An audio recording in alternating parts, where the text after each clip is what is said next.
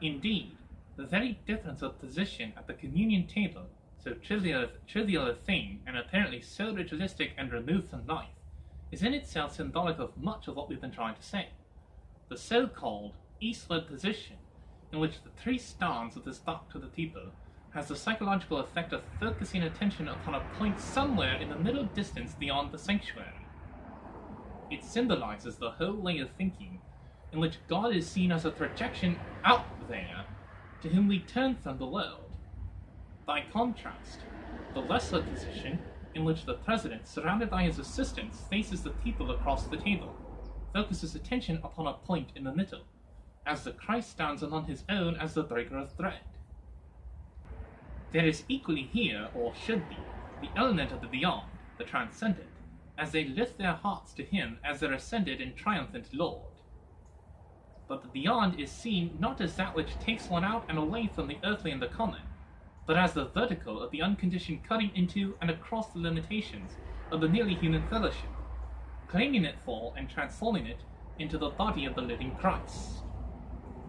Moreover, the whole tendency connected with this transition of thought and expression is to strip away the associations of churchiness and religiosity, and everything that sets apart the sanctuary from society, and to let the decor, the music, and the architecture speak the language of the world it is meant to be transforming.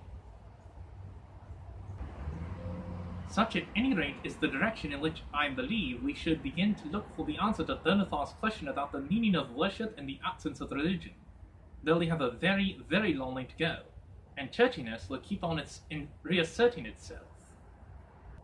Liturgy, however reformed, can so easily simply create another world of its own, a world where everything is... Turn the page, please.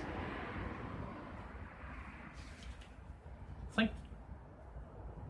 Done according to the latest, or the oldest, models in which yet nearly goes on side by side with real life. As Eric Chains puts it, your turn, these actions will have an independent life of their own, an ecclesiastical life, something which belongs to the church for its own sake, something which is neither natural nor necessarily supernatural. The great danger is that liturgy creates a world of things over against the secular instead of a vision of the sacredness of the secular. The test of worship is how far it makes us more sensitive to the beyond in our midst, to the Christ in the hungry, the naked, the homeless, and the prisoner. If we are only more likely to recognize him there after attending an act of worship, is that worship Christian, rather than a piece of religiosity in Christian dress? That is what is implied in Jesus' saying that the Sabbath was made for man, not man for the Sabbath. The whole of our religious observance and church-going must be prepared to submit to its test. And we should have the courage to draw the consequences as John Wren Lewis has done in an article entitled, "On Not Going to Church." If you would read, please. If the general atmosphere prevailing in a particular church is one which reverses the order of Jesus' statement and conveys the sense that people actually go to church to find God, to enter into a relationship with him which is not possible apart from specific acts of worship, then it would be a miracle if you did get the right thing out of going to such a church. And one has no business tempting God by asking for miracles. It is much better to stay away. Perhaps the ideal would be to try to revolutionize the church in question by bringing its members to see the plain meaning of their own gospel. But some kinds of church tradition are heavily protected against this, and one must have a realistic assessment of one's revolutionary capacities.